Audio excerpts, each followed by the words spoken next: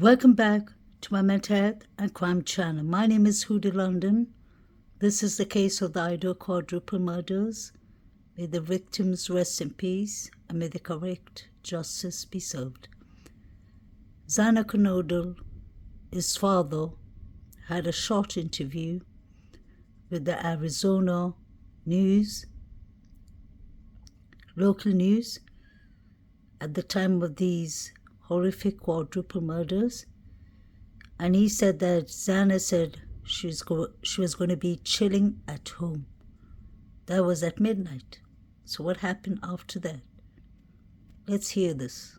The drama stuff that much. Yeah. She wasn't into that. She just liked having fun, wasn't worried about materialistic things. She was with her friends all the time. I heard from her, I think before we went out, I think midnight. The last time I heard from her, and then she was fine. I have no idea. That doesn't make sense. The door locks with the number code. Every time you open it, like I had to go back to I had to go around the house to get in the house because of the number code. So they either knew that or they just kind of went around and found the slider open. They were just hanging out at home. Yeah. Santa was hanging out at home with her boyfriend. Her and Ethan were together about a year, give or take some, whatever. But she really, when I went up there, I saw her just a week before that. She changed a lot. She had a life. She got to see what it was to have a boyfriend to live with and have a real life. And she really turned around and was being really responsible, helping him out into the studies and stuff. I was really impressed. Bruises and maybe hurt by the knife or whatever. She's a tough kid. Whatever she wanted to do, she could do it. I think before we went out, I think midnight. The last time I heard from her, and then she was fine. I have no idea. That doesn't make sense. The door locks with the number code. Every time you open it, I had to go back to I had to go around the house to get in the house because of the number code. So they either knew that or they just kind of went around and found the slider open. They were just hanging out at home. Yeah. Santa was hanging out at home with her boyfriend. Her and Ethan were together about a year, give or take some, whatever. But she really, when I went up there, I saw her just a week before that. She changed a lot. She had a life. She got to see what it was to have a boyfriend to live with. So XANAS was hanging at home. She was chilling at home. What happened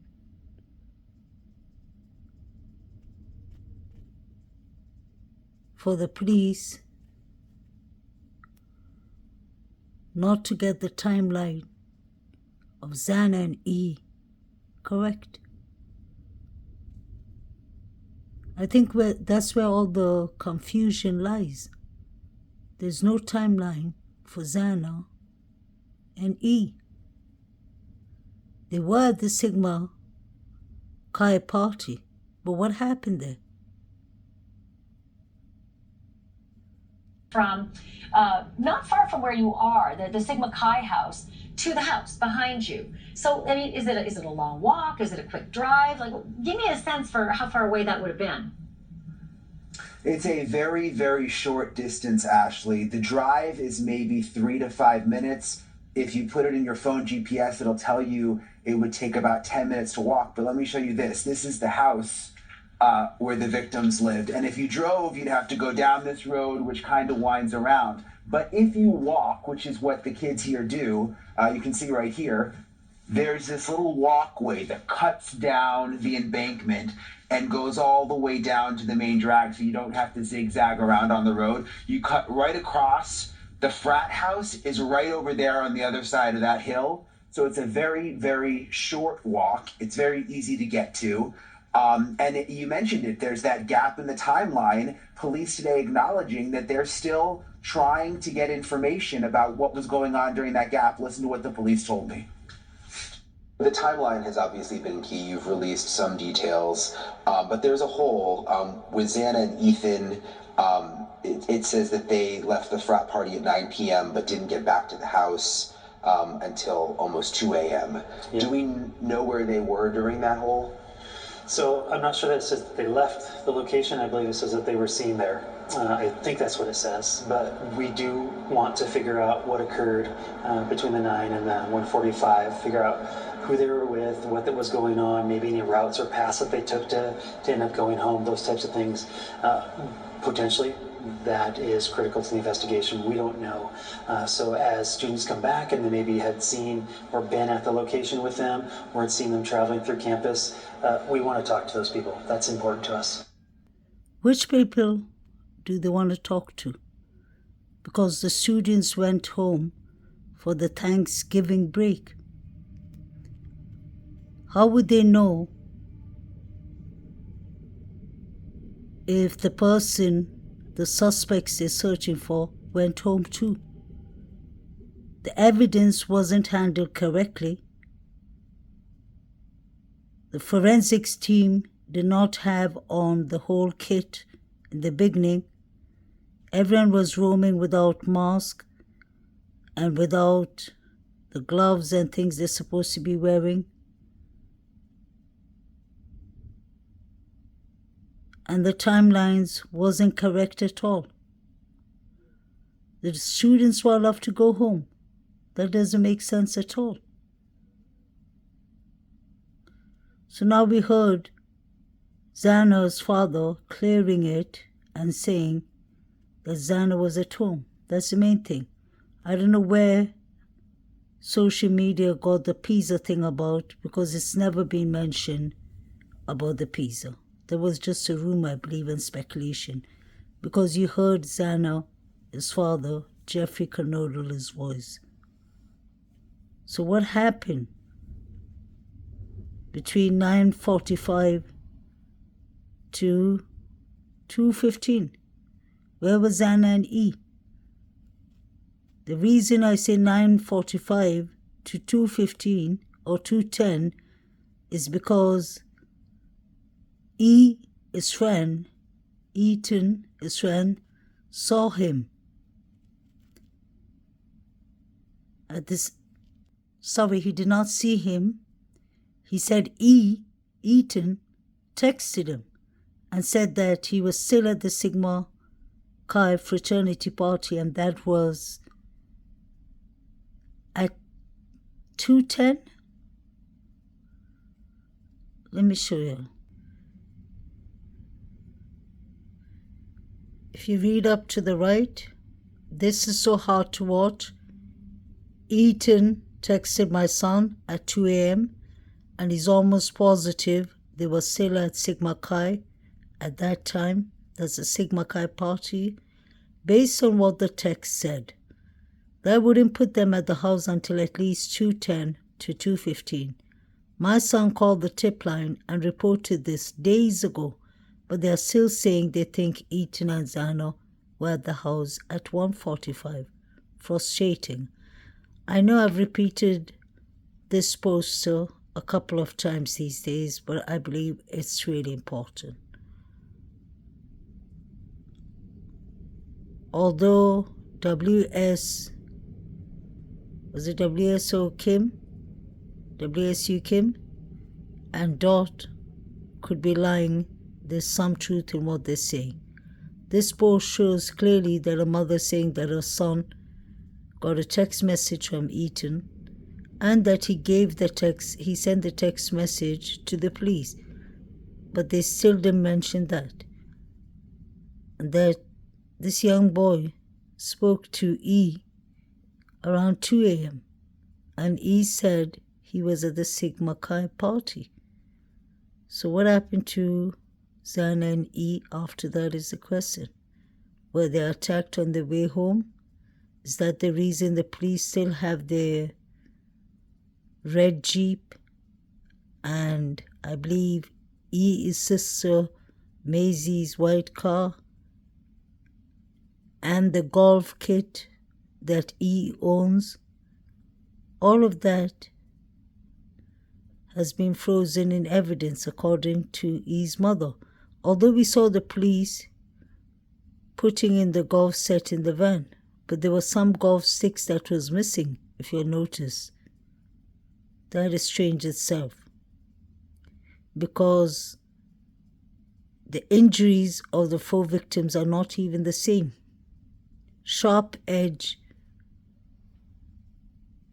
weapon was used on E and Xana, and Maddie and Kaylee just had stab wounds, so it was a knife, definitely, trigger warning. But you can see the post upstairs, so it's starting a bit and bit, for me at least, it's starting to make sense.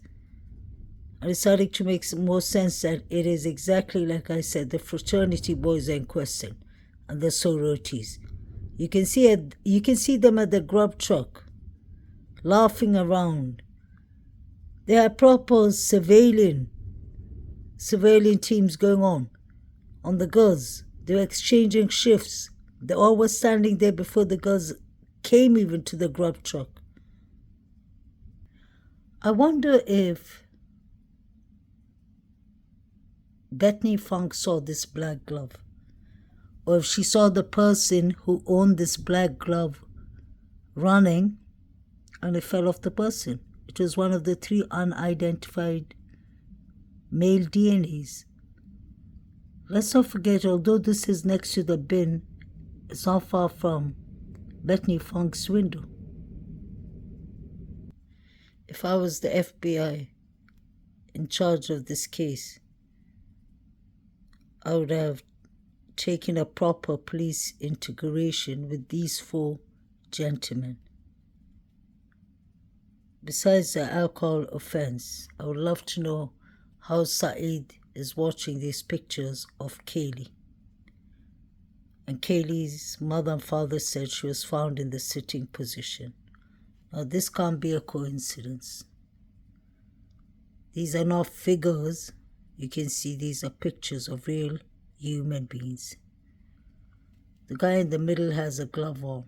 The guy at this corner has on Vans shoes. I don't care what other YouTube creators say or try to explain about the Vans shoes. All I know is that in the affidavit, a Vans shoes is mentioned in front of Dylan's door. You have Saeed watching these pictures, and everyone is entitled to believe what they want to believe. So I'm not here to correct other creators, and I don't want to be corrected by other creators either. Everyone has their own style, their own way of analyzing and seeing things. And for whoever can't see that Saeed is watching crime scene pictures, then I don't know what to see. When I used to show this in the beginning, 8 months, 9 months, 10 months ago, people were saying these are just innocent young boys committing an alcohol offense. There's nothing to watch, move on. But then we have Kaylee's parents clearly saying 2 months ago that that was exactly the position Kaylee was found in. And look at the picture underneath. You see a guy with a whole full ski mask, some white powder on the face. In fact, that can look like Dylan even. You can see the white mask. So I would love to know how Saeed got these pictures. That's an important question. And he's doing it right in front of the police. So I guess he's not scared either. I wonder how Maddie's jacket got here, or coat. The figures were running from 1122 Kings Road right down to that brown house. Then they ran in front of the brown house and down to the Sigma Chi, I believe. How come the police don't talk about the 4 figures? Who were they? Who were they? Why were they jogging so late at night? And who used this red car that was found 11 minutes from the girl's house? The forensics team was taking pictures. 1 is inside the car, 2 are outside. Sorry, the picture's a bit blurry. And we saw hoodie guy Jack Showalter getting into a red sports car. It was a red Mazda, I believe. Did they crash the car?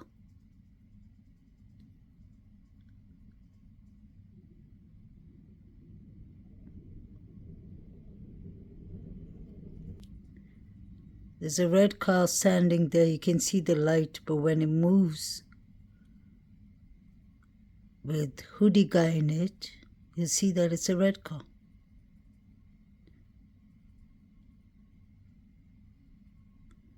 I think this was a huge plot. Definitely. There are many people involved. I don't think we'll ever find out the truth. Hoodie guy looked so different before he was kicked out of the fraternity. Looked like a smart young man.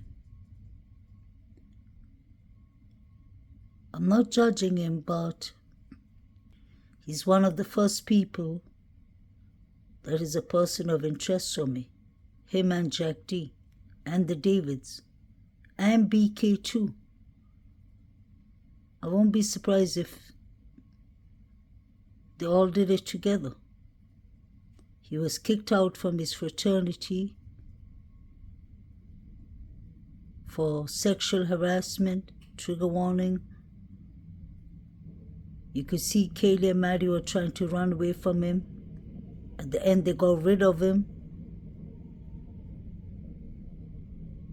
I find that all to be strange. His alibi is that he drove to his family's cabin in Boise, Idaho for almost 6 hours. Why would you drive so late at night? What are you running away from? Say a young man who was out at night. Why would you drive so late? Did the FBI and the police track his car, his phone pings to check where he was? He was part of the Delta Tau Delt, and he got kicked out of the fraternity. You can see him right at the back on the left.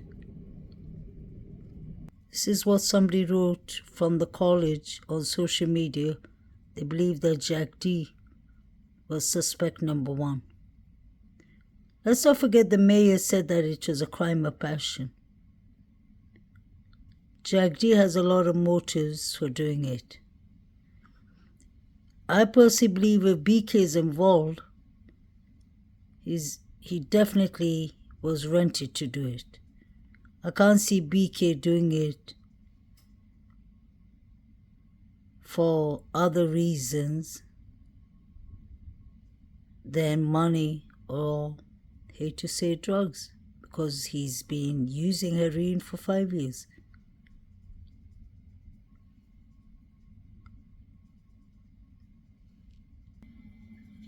We're texting daily.